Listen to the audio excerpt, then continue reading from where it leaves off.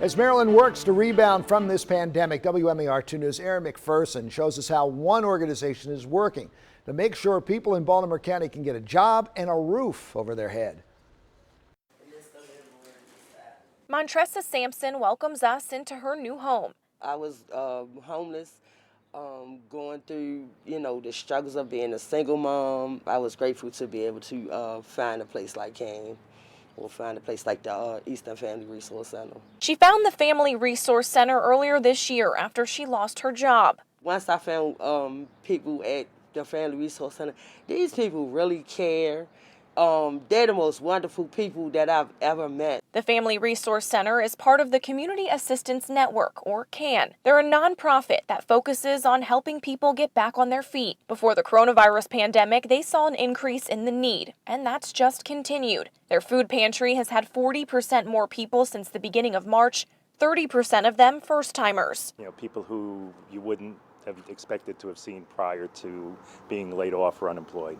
Mitchell Posner is the executive director for CAN in Baltimore County. In addition to the food pantry, he says they've taken thousands of calls from people in the community with questions, most about eviction prevention. Even though there's a moratorium in place, people who are either previously behind or have landlords that aren't so cooperative have been calling us in need of help to stay up with their rents so that at least when the moratorium is ended and the courts reopen, they won't be that far behind. At the beginning of the pandemic, they had to stop taking new clients at their shelter, the Family Resource Center, and put the most at-risk people in hotels, allowing for more social distancing at the shelter. It allowed us to focus on some of the most difficult, chronically homeless cases and really give them the kind of intensive support that they needed to be able to make that big step.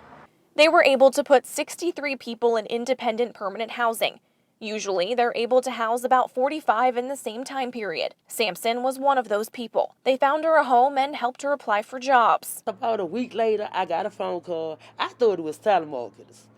So the lady called me. She said, this is FedEx. We want you to do your on-the-phone interview. I almost dropped my cell phone. Well, she got the job and says things are looking up. She's grateful her family found CAN. I had one big thing out of nothing, and I'm so grateful and so happy. That place really do help people. Now, as they continue to help people in the community, they're worried about the second half of the year, that they're just going to be overwhelmed with people in need of support since the eviction moratorium and the unemployment benefits are ending soon. Plus, the 24-week payroll protection program is running out.